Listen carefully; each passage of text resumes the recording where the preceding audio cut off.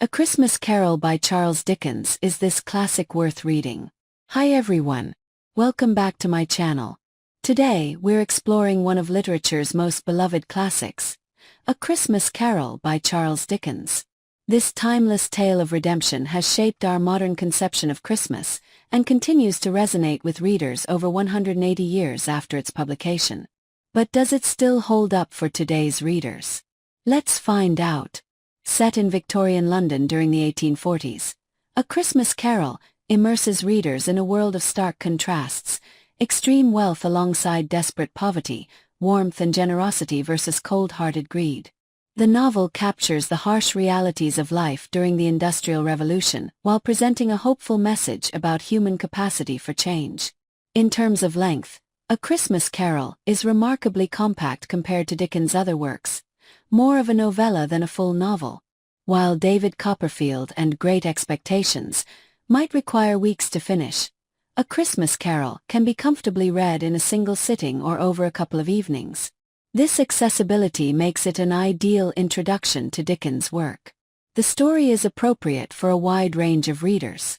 Children from about age 10 can appreciate the ghostly elements and clear moral lessons, while adults will find deeper layers of social commentary and psychological insight. The book has become a traditional holiday read for many families, with its messages about generosity and human connection particularly resonant during the Christmas season. Plot.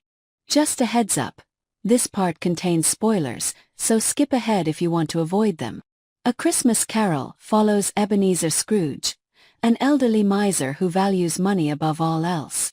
As the story begins, we find Scrooge on Christmas Eve, refusing charity to the poor, declining his nephew Fred's dinner invitation, and grudgingly giving his clerk Bob Cratchit Christmas Day off, though not without complaint about paying him for a holiday. That night, Scrooge is visited by the ghost of his former business partner, Jacob Marley, who appears bound in heavy chains, the spiritual burden he forged in life through his own greed and indifference. Marley warns Scrooge that he faces the same fate unless he changes his ways, and announces that 3 spirits will visit him. The ghost of Christmas past arrives first, taking Scrooge on a journey through his earlier years, showing his lonely childhood, his apprenticeship with the kind-hearted Fezziwig, and his lost love Belle, who left him as his obsession with wealth grew. These scenes reveal how Scrooge transformed from a vulnerable boy to a hardened man, suggesting that his miserliness stems from past wounds. Next comes the ghost of Christmas Present, a jovial giant who shows Scrooge how others celebrate Christmas despite having little material wealth. He witnesses the humble but joyful Cratchit family Christmas, where he learns of Tiny Tim, Bob's crippled son whose future looks grim without intervention. The spirit also takes him to his nephew Fred's Christmas party, where Scrooge becomes the subject of a good-natured joke but sees the warmth and happiness his isolation has cost him. The final visitor, the ghost of Christmas Yet to Come, presents the darkest visions, a future where Scrooge has died unmourned, his possessions ransacked by the poor, while the Cratchit family mourns Tiny Tim's death. Confronted with this bleak future and his own neglected grave, Scrooge begs for a chance to change. Awakening on Christmas morning, Scrooge discovers the spirits accomplished their work in a single night. Transformed with joy and newfound generosity, he sends a prize turkey to the Cratchits, gives a substantial donation to charity, attends his nephew's dinner, and ultimately becomes a second father to Tiny Tim, who does not die after all. The primary characters are vividly drawn, with Scrooge's transformation being particularly masterful. Supporting characters like Bob Cratchit, embodying patient goodness despite hardship, Fred, representing persistent familial love, and Tiny Tim, whose vulnerability and optimism, God bless us everyone, create the emotional heart of the story, all serve as effective foils to Scrooge's initial coldness.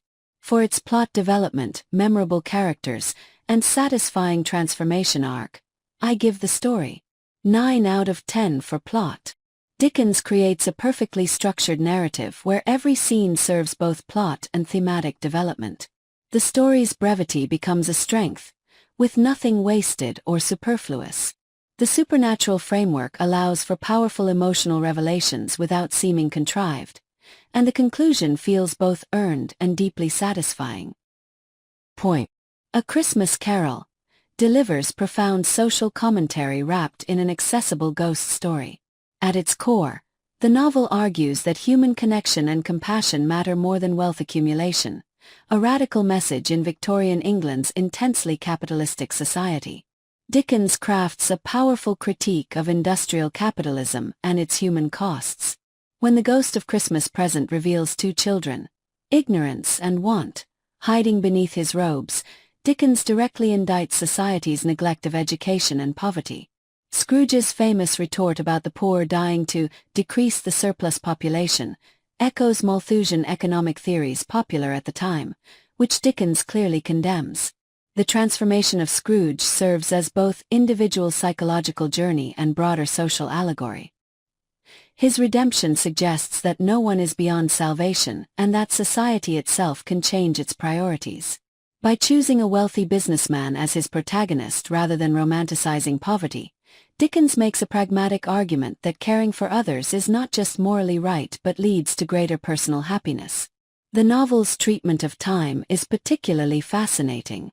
Scrooge's journey through past, present, and future suggests that understanding our personal history and recognizing our mortality are essential for living ethically in the present. The spirits compress time, accomplishing Scrooge's transformation in a single night, reinforcing that change when it comes can happen rapidly. Christmas itself becomes a powerful metaphor in Dickens' hands.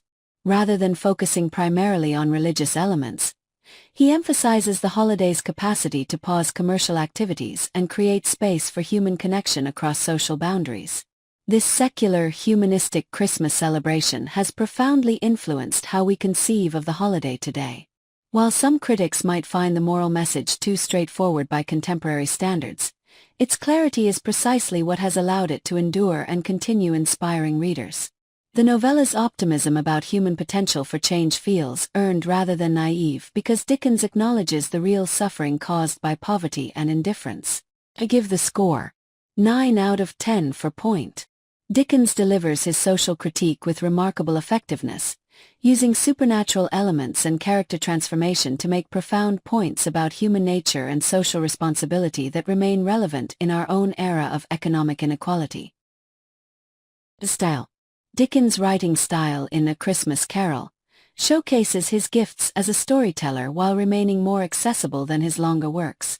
The prose is rich with sensory detail, from the piercing, searching, biting cold of London's winter streets to the golden sunlight of Scrooge's reclaimed Christmas morning.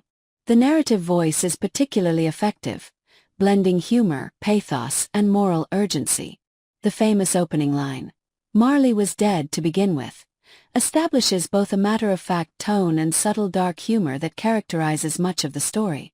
Dickens frequently addresses readers directly, creating an intimate storytelling atmosphere reminiscent of oral tradition. You may talk vaguely about driving a coach and six up a good old flight of stairs, or through a bad young Act of Parliament, but I mean to say you might have got a hearse up that staircase and taken it broadwise. Dickens excels at characterization through distinctive speech patterns and physical descriptions that reveal inner nature. Scrooge's humbug instantly communicates his dismissive worldview, while the description of the ghost of Christmas Present as crowned with holly and carrying a torch, shaped like Plenty's horn, efficiently establishes his symbolic nature.